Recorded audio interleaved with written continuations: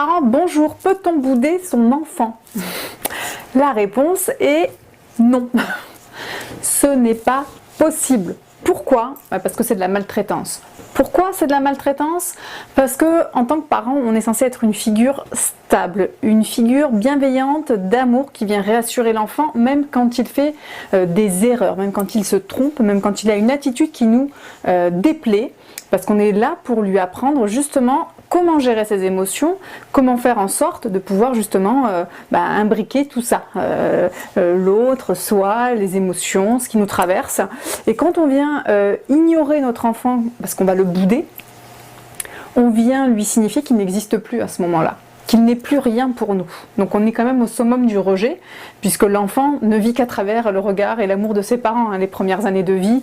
Et quand je dis les premières, c'est une bonne quinzaine, enfin allez, une bonne douzaine. Après, voilà, c'est le regard des autres qui va vraiment être très très important. Mais bon, ça se structure ici et là au fil des années, mais quand même, le regard parental est hyper important. Donc si on vient être dans le mimétisme de l'enfant, c'est-à-dire que l'enfant, lui, a le droit de bouder, par contre, c'est un enfant. On vient déjà, nous, se mettre à une place d'enfant, d'avoir une attitude puérile, et on vient insécuriser, justement, notre progéniture. Et ça, c'est très compliqué, parce que l'enfant va se dire qu'il a fait quelque chose de terriblement affreux pour que vous ne lui parliez pas, et donc il va, lui, s'auto-déprécier, ne plus s'aimer. Donc si vous le boudez régulièrement, ou la bouder régulièrement, votre enfant va commencer à se déconstruire et à ne plus s'aimer. Voilà. Il continuera à vous aimer, les enfants qui sont battus, violentés, tout ça, continuent à aimer leurs parents, leurs bourreaux, mais eux, par contre, voilà, ils se perdent avec cet attachement insécure. Donc pour justement avoir un attachement sécure, c'est-à-dire de pouvoir être et faire tout ce qu'on est, mais d'avoir un amour inconditionnel parental qui vient notamment avec cette maturité, profiter de ces instants de fragilité, voilà, quand on est en conflit avec son enfant, de se dire, voilà, là je vais utiliser le fait qu'il m'ait fait mal, ça m'a vraiment fait mal, j'ai mal dans mon corps ou dans mon cœur ou partout, et je vais utiliser cet instant-là pour pouvoir décortiquer avec mon enfant, même s'il a 2 ans, venir dire qu'est-ce qui se passe pour moi, qu'est-ce que j'attends de lui ou de elle. Est-ce qu'on parle d'une réparation? Est-ce qu'un câlin ça peut suffire? Qu'est-ce qui s'est passé chez toi mon chéri ou ma chérie pour que tu aies eu besoin de me taper? Regarde, je suis tout rouge là ou toute rouge. Tu as vu comme ça me fait mal? Est-ce qu'on pourrait faire autrement la prochaine fois?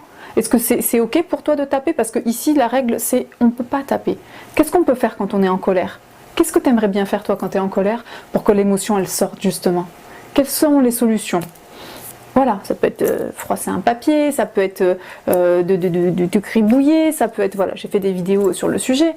Donc, n'oubliez pas que les enfants ont aussi des neurones miroirs qui s'activent. Donc, si vous boudez, votre enfant va aussi intégrer que c'est constructif dans la relation, alors que ça ne l'est à aucun moment.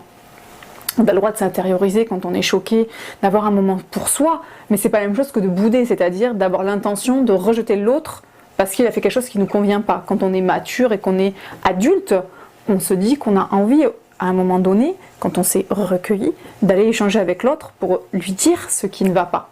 Donc on a le droit d'être terriblement blessé par son enfant, même si en communication non violente, on ne dit pas être blessé puisque c'est un faux jugement, une fausse émotion. On est dans l'émotion de la tristesse, l'émotion de la peur, de la colère. Ça, ce sont des émotions pures. Quand on est blessé par, on induit quelqu'un et donc du coup on n'est plus dans la responsabilité de ce qu'on ressent.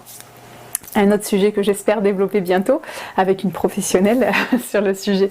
Donc voilà, je vous invite vraiment à y réfléchir parce que on est là pour aider à construire l'enfant, pas à le déconstruire. Pour finir, n'oubliez pas non plus que vous pouvez avoir de l'aide. Il existe des éducatrices, il existe des coachs parentaux, il existe des thérapeutes, il existe plein de professionnels qui seront ravis de vous accompagner dans votre parentalité afin de ne pas vous y enfermer en disant c'est mal, j'ai fait ça, j'ai boudé mon enfant. Oui, mais ça arrive de se tromper. Maintenant, c'est comment on fait pour justement aller mieux et transmettre une éducation positive à son enfant. Voilà. Tout est possible, le but c'est pas de se blâmer et de se juger, et voilà, on se responsabilise et maintenant on trouve des solutions. Merci de m'avoir écouté, je vous invite fortement à liker ma page Et si on allait mieux sur Facebook parce que justement je mets mes vidéos en lien avec la parentalité, je mets aussi des posts en lien avec mes lectures sur la parentalité, voilà. Plein d'informations qui pourront vous aider et vous donner des pistes vers des professionnels voilà, aguerris pour vous accompagner. Je vous remercie, à bientôt.